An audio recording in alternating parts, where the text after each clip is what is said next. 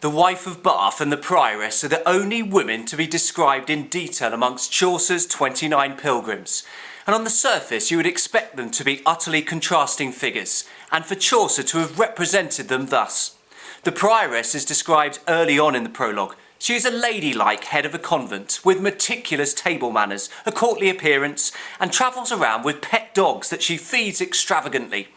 By contrast, the wife of Bath seems sexually carnivorous, licentious and lascivious, as shown in hints about her appearance, and the fact she has munched her way through an extraordinary 5 husbands.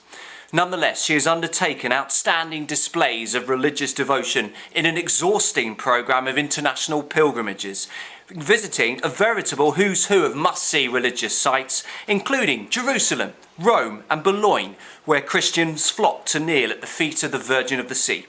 Well, stay tuned. From the producers of Schofield on Shakespeare, let's explore how Chaucer represents these two apparently contrasting women in the prologue to the Canterbury Tales.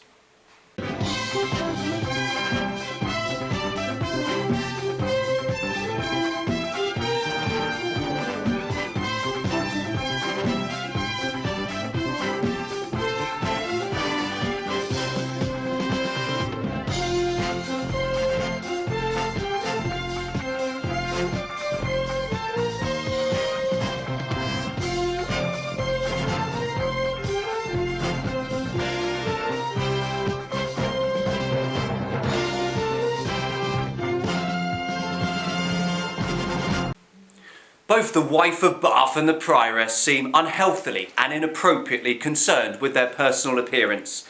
The Prioress wears a wimple, a nun's headdress, as you expect from the head of a convent. Chaucer writes, "Full seemly her wimple pinched was, but sickly she had a fire for head.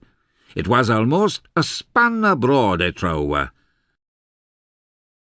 There seems to be praise in Chaucer's description of the wimple. It is full semele, most proper, and yet it is pinched, pleated or folded back, and as a result her forehead is exposed to lovely advantage. Now, curious as it may sound to jaded 21st century types, in the late 14th century, large foreheads were considered beautiful, and the fact the Prioress's wimple is folded back to reveal a full hand's worth of forehead, a span abroad, seems inappropriate and curious coming from the head of a religious establishment which would have expected restraint, humility and sexual abstinence. The wife of Bath has made no such vow of sexual abstinence, and Chaucer's description of her headgear is likewise revealing in its own way. "Her coverchefs full fina wern of grund, I dost swear they weighed 10 pound that on a Sunday wern upon her head." Ian Seralia writes in Chaucer and His World that enormous headdresses were popular with both sexes.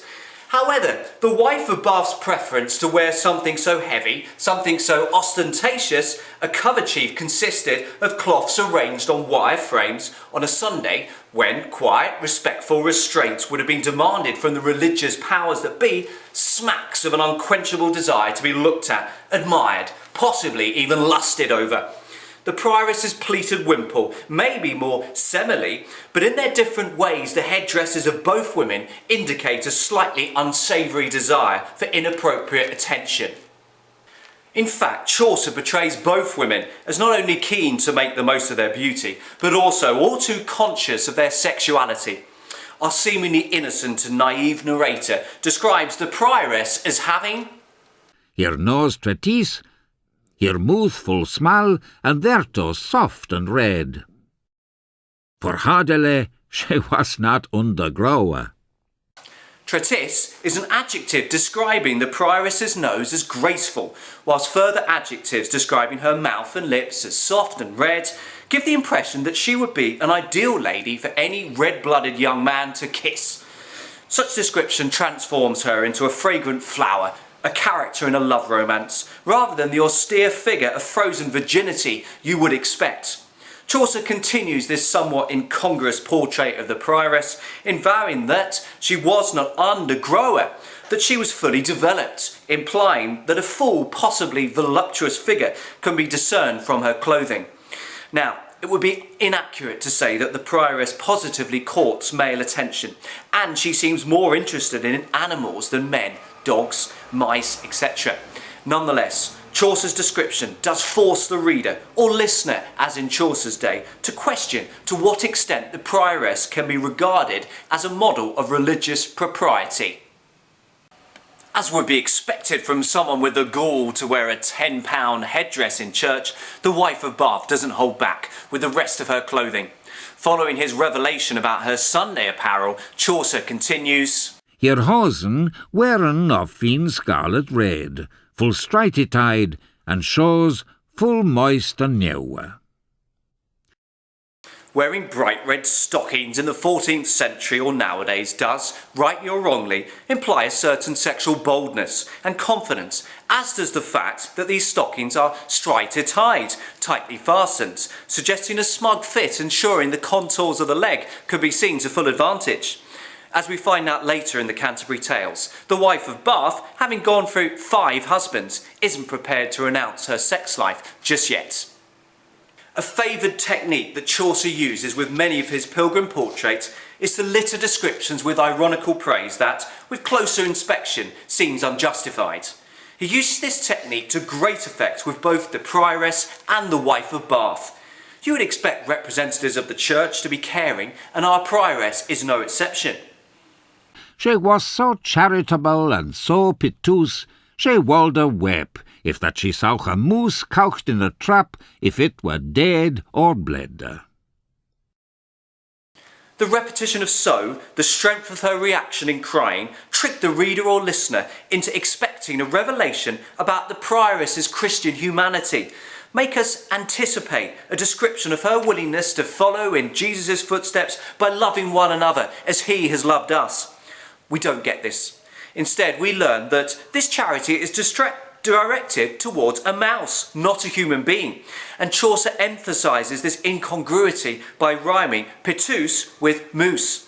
Perhaps such hyperbolic description would be more palatable if at any other point Chaucer had indicated that the prioress would also display love and care to her fellow human beings. But this is conspicuously absent. Chaucer's stance consists of amused, ironic detachment rather than all-out social critique. Nonetheless, the overall impression we are left with is that our prioress is an insubstantial, superficial representation of the religious ideal. Chaucer also dishes out complimentary phrases in the direction of the wife of Bath that seem innocent and straightforward enough, but need closer inspection. He states nobly that she was a worthy woman all her life. Husbands at church door, she had a fever, withouten other company in youth.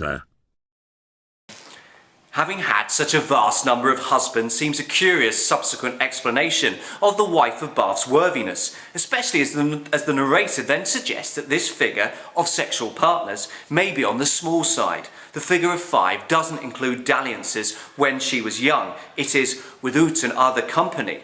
Even in our supposedly liberal, equal modern-day society, it is women rather than men who are condemned for what is deemed excessive sexual desires, hence the existence of misogynistic vocabulary so popular on social media sites, such as tart, slut and tramp. In the 14th century, such misogynistic, one-sided perceptions of female sexuality would have been even more prevalent, and a ravenous appetite for husbands and or sexual partners would not be considered worthy. Once again, Chaucer's apparently innocent, courteous tone can be unravelled to unveil more ambiguous presentations of character and morality. Further ambiguity into how we should react to the prioress and the wife of Bath emerges in telling small details dropped by our narrator. The prioress, for example, wears a brooch of gold full shena, on which there was first writ a crooned R, and after Amor vincit omnia. This, like the wife of Bath's Sunday cover chefs, seems inappropriately ostentatious and materialistic for a Benedictine nun supposedly devoted to spiritual growth within her own isolated community. The gold is full shena, incredibly beautiful, whilst the Latin motto translates into love conquers all. This phrase is of secular origin. It comes not from the Bible, but from Virgil. And so once again pours question marks over the priorities in our prioress's life. Is it right that she should be brandishing such secular mottos, perfect for your stereotypical romantic heroine, but of dubious validity for a head of a Benedictine order of nuns?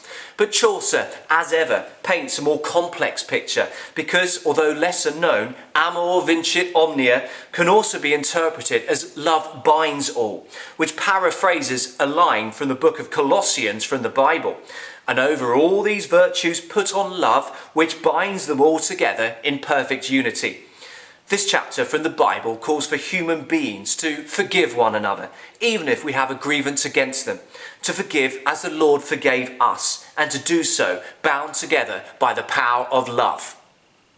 And so Chaucer leaves us the tentative option to give the prioress the benefit of the doubt, the possibility of interpreting her brooch as a sign of spirituality as opposed to materialistic vanity.